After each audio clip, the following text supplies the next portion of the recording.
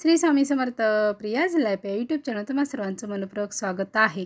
21 जून 2024 शुक्रवार या दिवशी वटपौर्णिमा आहे. वटसावित्री पौर्णिमा या दिवशी आपण काही सेवा आणि उपाय हे आपल्याला करायचे आहेत. आपण वडाची पूजाही करणारच आहोत या दिवशी, पण त्याचबरोबर आपल्या घरातील सुख शांती समृद्धीसाठी आपलं घरातील वातावरण आणि आपलं घराची प्रगती होण्यासाठी काही सेवा आणि उपायही आपल्याला कराव्या लागतात. कारण या दिवशी पौर्णिमा आहे.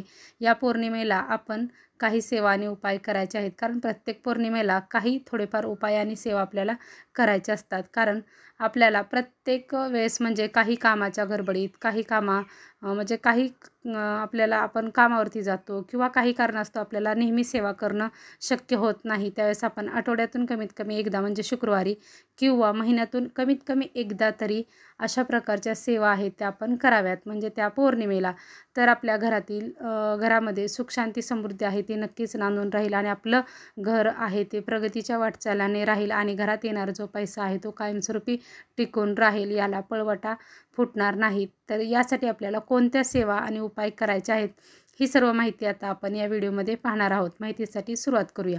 प्रथम आपण काय करायचं आहे की या दिवशी सकाळी लवकर उठून स्वच्छ होऊन आपलं बाकीचं सर्व काम आहे ते करून घ्यायचं आहे आणि हळदीचं लेपन आहे ते आपल्याला आपल्या जो घराचा मुख्य दरवाजा आहे त्याचा जो उंबरा आहे त्या उंबऱ्याला हळदीचं लेपन करायचं आहे. तुमच्या जर दरवाजावरती म्हणजे उंबऱ्यावरती जर तुम्हाला लक्ष्मीची जर पावलं असतील तर ठीकच आहे, त्याची पूजा करायची आहे. जर नसतील तर तुम्ही रांगोळीने लक्ष्मीची पावलं आहेत ती काढून घ्यायची आहे. यानंतर आपला मुख्य दरवाजा आहे ते जर तुम्ही जर 64 योगिनी यंत्र लावलं असेल किंवा नसेल तरी तुम्ही तिथं स्वस्तिक काढायचं आहे आणि त्याची पूजा आहे ती आपल्याला करून घ्यायची आहे. अशा पद्धतीने आपण केल्यानंतर तिथून आपण नंतर आपल्या जी घरात किंवा अंगणामध्ये तुमच्या असेल ते त्या तुळशीची आपल्याला पूजा करून घ्यायची आहे. मात्र तुळशीची पूजा करताना आपण त्यामध्ये त्या तुळशीला जे आपण पाणी अर्पण करणार आहे त्या पाण्यामध्ये थोडं कच्चं दूध आहे ते आपल्याला या दिवशी घालायचं आहे आणि तुळशीला पाणी अर्पण करायचं आहे. यानंतर आपण सूर्याला अर्घ्य आहे ती या दिवशी आपण द्यायची आहे. सूर्यदेवांना अर्घ्य द्यायचे आहे. अर्घ्य देताना त्याही पाण्यामध्ये थोडंसं दूध आहे ते टाकायचं आहे आणि अर्घ्य आपल्याला सूर्यदेवांना द्यायचे आहे. यानंतर आपण आपल्या घरातील सर्व काही काम आहे ते सर्व उरकून घ्यायचं आहे. स्वयंपाक किंवा तुम्हाला वडाला जाण्यासाठी जी काही तयारी आहे ती सर्व काही तयारी करून घ्यायची आहे आणि आपण नंतर वडाची पूजा करण्यासाठी जायचं आहे आणि वडाची पूजा करून घ्यायची आहे. तर संपूर्ण दिवसभर पौर्णिमा असे आहे या कारणाने आपण संपूर्ण दिवसभर म्हणजे अख्खा दिवसात संध्याकाळी दिवस मावळेपर्यंत आपण कधीही वडाची पूजा आहे ती करू शकतो. तुम्ही तुमच्या इच्छेनुसार ठरवू शकता की तुम्हाला कधी जायचं आहे, सकाळी जायचं आहे की दुपारी, म्हणजे तुम्ही तुमच्या इच्छेनुसार ठरवू शकता. तर तशी आपण वडाची पूजा करून घ्यायची आहे. वडाची पूजा आपण कशा पद्धतीने करायची तो व्हिडिओ आपल्या चॅनलवरती ऑलरेडी अपलोड केलेला आहे. तर तुम्ही पाहू शकता कशा पद्धतीने पूजा करायची आहे वडाची आणि इतरही जी कोणती पूजा करायची आहे तीही माहिती दिलेली आहे, तुम्ही पाहू शकता. त्याचबरोबर या दिवशी आपण इतरही कोणत्या सेवा करू शकतो जेणेकरून आपल्या घरामध्ये सुख शांती समृद्धी नांदून राहील आणि आपल्या घरामधील वातावरण चांगलं राहील. तर यासाठी कोणत्या सेवा तर त्या पाहूया. या दिवशी आपण आपल्याला जर शक्य झालं तर म्हणजे शक्यता करून शक्यच करावं. कारण की या दिवशी आपल्याला लक्ष्मी माता आणि आपली जी कुलस्वामिनी म्हणजे आपली जी कुलदेवी आहे तिचीही सेवा शुक्रवार आहे आणि पौर्णिमा आहे म्हणून करायची आहे. तर ती सेवा कोणती करायची आहे? दुर्गा सप्तशतीचं एक संपूर्ण पाठ आहे तो आपल्याला करायचा आहे. या दिवशी जर आपल्याला शक्य नाही करणं झालं काही कारणास्तव तर तुम्ही सिद्धकुंजिका स्तोत्रम आहे याचं आपण 11 वेळा पठण करायचं आहे. ही एक सेवा आपल्या कुलस्वामिनीची करायची आहे. आपल्याला कमीत कमी आठवड्यातून किंवा महिन्यातून एकदा तरी कुलस्वामिनीची सेवा ही केलीच पाहिजे. तिचा कृपाशीर्वाद आपल्या घरावरती राहतो. यानंतर या दिवशी आपल्याला आपलं श्रीयंत्र आहे किंवा आपल्या देवीचा टाक असो किंवा मूर्ती असो, लक्ष्मी माता किंवा कुलस्वामिनीची, याच्यावरती आपल्याला कुंकुमार्चन करायचं आहे. कुंकुमार्चन कसं करावं याची माहिती आपल्या चॅनेलवरती दिलेली आहे. टाकावरतीही कसं करायचं आणि त्याचबरोबर श्रीयंत्रावरती कशा पद्धतीने करावं ही संपूर्ण माहितीचा व्हिडिओ आहे, तो तुम्ही पाहू शकता.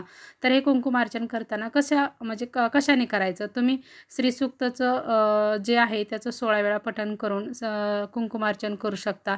त्याचबरोबर लक्ष्मी गायत्री मंत्र हा 108 वेळा म्हणजे एक माळ आहे तो म्हणून आपण कुंकुमार्चन करू शकतो. त्याचबरोबर 99 मंत्र आहे, हाही आपण 108 वेळा म्हणून करू शकतो. आता तुम्हाला यातील कोणतं योग्य वाटेल, म्हणजे कोणतं सोपं वाटेल त्यानुसार तुम्ही करू शकता. लक्ष्मी गायत्री मंत्र, 99 मंत्र किंवा श्रीसूक्त तुम्ही तुमच्या इच्छेनुसार चॉईस करू शकता.